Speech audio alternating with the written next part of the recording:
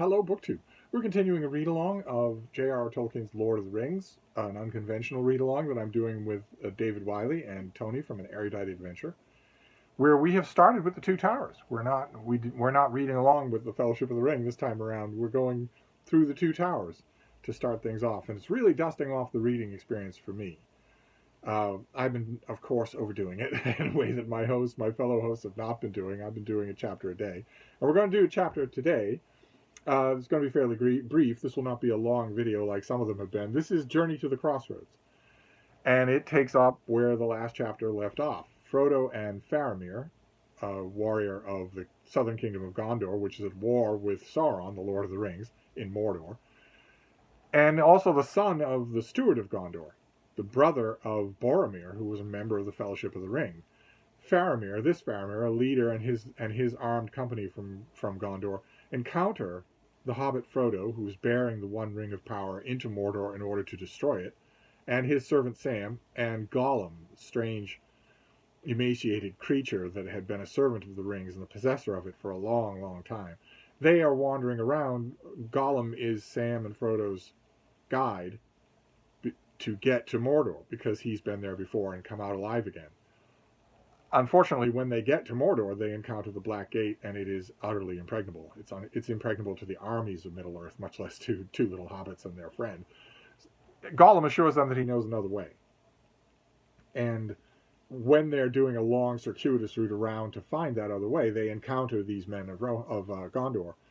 And Faramir and Frodo understand each other right away, in a way that Tolkien's characters often do. Good recognizes good. They understand that they're both good guys. And Faramir has the preternatural insight of some of the purer bloodlines of Gondor, and knows right away that Gollum is hiding things. That he has closed windows and doors in his mind, and that this office of guide, could be a trap. He could be leading Frodo and Sam into a trap. Because the way that he has chosen to get into Mordor, the alternate way, is the path of Cirith Ungol, which leads to the damned and sorcerously inhabited sister city of Minas Tirith, of Faramir's city. It leads to a horrible place, a place that is a signature only of evil. And I wondered in the last chapter why we get this Faramir interlude, because he doesn't do much. Some of you corrected me. I said that he doesn't give Sam and Frodo anything at all. Of course, in the beginning of this chapter, we learn that he does. He gives them some rations, and also they each get a staff. I guess I stand corrected. That isn't all that much. He certainly doesn't give them much in the way of plot-altering help. And I wondered why he was in there, and a number of you pointed out that that Frodo kind of sort of betraying Gollum in order to get him in front of these men of Gondor might tip Gollum over into feeling that the part of Gollum that had been loyal to Frodo, tipping that over into, well, now all of me, I can, in total peace, betray you. I don't know about that. Gollum seems as eager as to serve before as after. I don't think he really cares about Frodo betraying him so that he gets a bag put over his head. I think he cares about the ring. But this chapter opens with Faramir and Frodo and Sam and Gollum parting ways, because Frodo has no choice, as we went over yesterday. Frodo has no choice. There are two ways here that he knows of, and one way is completely impossible. So he has to try the other way. And of course, Faramir can't go with him. Faramir is a man under orders. He has duties of his own. So Sam and Frodo and Gollum part ways from the men of Gondor, and we are right again back to walking in the wilderness. A lot of walking in the wilderness, creeping in the wilderness, because Gollum insists to Frodo and Sam that this is very, very unhealthy country, and they are in extreme danger of being watched, of being seen.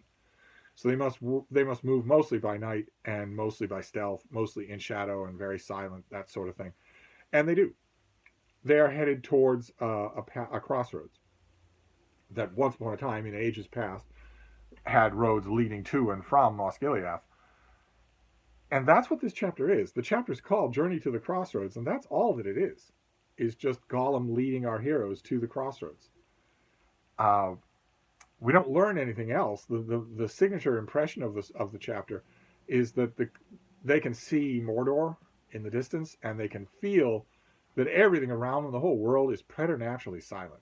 Something is happening. The world is silent, and then there are suddenly long booms of something that sounds like thunder, only it shakes the ground. Something is definitely happening. Now, we can guess what that is. We can guess what, and if you've read the book, you can sort of put together a timeline to know what that is. But Frodo and Sam don't know. But mostly this chapter is just about getting to the crossroads. And our heroes do. Eventually they do. Unmolested. They don't meet anything. They don't meet anything alive. They just have intervals of sleeping and waking, and then they get to the crossroads. At the crossroads, at sunset, Tolkien gives us an interesting moment. He says, there, far away, beyond sad Gondor, now overwhelmed in shade, the sun was sinking, finding at last the hem of the great slow-rolling pall of cloud, and falling in an ominous fire towards the yet unsullied sea. The brief glow fell upon a huge sitting figure, still and solemn as the great stone kings of Argonath. Years had gnawed it, and violent hands had maimed it. Its head was gone, and in its place was set in mockery a round, rough-hewn stone, rudely painted by savage hands in the likeness of a grinning face with one large red eye in the midst of its forehead. Upon its knees and mighty chair, and all about the pedestal, were idle scrawls mixed with the foul symbols of that maggot folk the Mordor used. Sam and Frodo see this as an old statue from when the old race of men had sway over all this land, and we've seen their carvings and their roads and all over the place. This thing has been brought into ruin. This big carving of an old king seated on his throne, and his head is lying to the side of the statue. It hasn't been worn away. It's been cut off the statue, but it's still there. And Frodo notices that some spring flowers are entwined around the brow of the head of the statue as if a crown. He says, they cannot conquer forever. He views it as a kind of symbol that despite the forces of Mordor doing their worst, the crowns of the kings, the worth of the world is not completely destroyed. That's the end of the chapter. That's the journey to the crossroads, is that we journey to the crossroads. At sunset, we see a crowned figure, a stone statue, and that's it. And we're going to move on to the next chapter. The next chapter is the Stairs of Cirith Ungol. But this chapter could have been a paragraph in either that chapter or the one before it. I often say in this read-along, I'm happy to acknowledge Tolkien's genius. His storytelling genius is just amazing. In fact, reading it in this granular fashion, chapter by chapter, day by day, is really, really acquainting me with that. But that doesn't mean he's infallible. This chapter is him just waffling on. This did not need to be a chapter in a book. Nothing happens at all that can't be summarized. That couldn't have been effectively, very memorably summarized in a really good chapter of to begin the next chapter, to begin the Stairs of Cirith Ungol. That could have happened. Something far more momentous happens in the next chapter. But this one, this Tolkien guy. No, I'm not 100% sold.